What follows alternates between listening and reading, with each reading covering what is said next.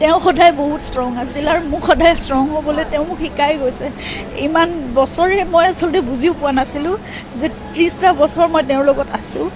30টা বছৰে তেওঁ প্ৰতি মুহূৰ্তত তেওঁ শিক্ষক হিচাপে নহয়, কিন্তু প্ৰতিটো মুহূৰ্তত তেওঁ মোক এটা এটা কথা মোক শিকাই গৈছে। কিন্তু তেওঁ থাকোঁতে মোৰ শক্তিটো আৰু বহুত বেলেগ আছিল।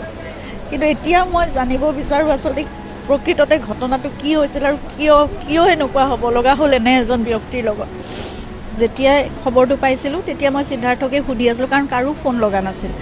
পিছলৈ কাৰো ফোন মই একেবাৰে নাপালোঁ। মই ইমান চেষ্টা কৰিছিলোঁ, বিচাৰিছিলোঁ যে মোক আচল ঘটনাটো কি হৈছে কওক। মই কৰি আছিলোঁ ফোন, মই খবৰ তেওঁলোকৰ পৰাই পাইছোঁ প্ৰথম। তাৰপিছত আৰু মই কাকো ফোনত নাই পোৱা, একো মানে ইমান বিচাৰিছিলোঁ যে তেওঁ ভণ্টি আৰু মই ইমান ৰিকুৱেষ্ট কৰিছোঁ সকলোকে যে মোক এবাৰ দেখুৱাই দিয়ক অন্ততঃ কি হৈছে, কেনেকৈ আছে। নাই, একো দেখিবলৈ নাপালোঁ, না ভিডিঅ' পালোঁ, না এটা হেৰি পালোঁ। তাৰপিছত কিন্তু ফেচবুকত বা হেৰিত এইবোৰ ভিডিঅ'বোৰ ওলায়ে আছে এটা এটাকৈ। শেষ মুহূৰ্তৰ ফটোও পাইছোঁ হস্পিটেলৰ ভিতৰত, কিন্তু সেইখন বহুত পিছত দেখিছোঁ। শ্যামকানু মহন্তই কিয় লৈ গ'ল, তাত গৈ পেলাই এজন বন্ধু বুলিয়ে অকল জুবিনৰ দৰে এজন ব্যক্তিক, এটা সত্তাক, এজন শিল্পীক কেনেদৰে ৰাখিব বিচাৰিছিলে সেইটো কথা মই একো বুজিয়ে নাপালোঁ। না কোনো মেডিকেল এছিষ্টেঞ্চ আছিল, না কোনো ছিকিউৰিটি আছিল, না তেওঁৰ প্ৰতি বিশেষ কিবা এটা মানে থকাৰ, তেওঁৰ খোৱাৰ, তেওঁৰ যত্নৰ কাৰণে কিবা এটা বিশেষ কিবা ব্যৱস্থা কৰা হৈছিল বুলিও মোৰ সন্দেহ আছে সেইবোৰ কথাত। তেওঁলোকে জুবিনৰ কোনো সেই একদম ভাগৰুৱা অৱস্থাটো তেওঁক আচলতে আঁতৰাই আনিব লাগিছিল।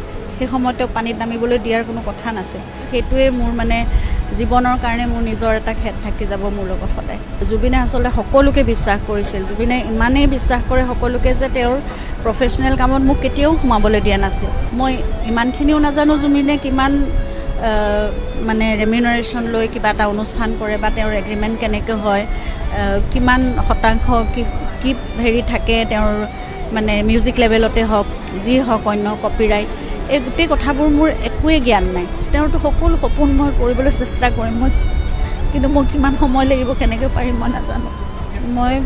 আমাৰ ইমান কঠিন সময়ত সকলোৱে আহি মোৰ কাষত থিয় দিছে।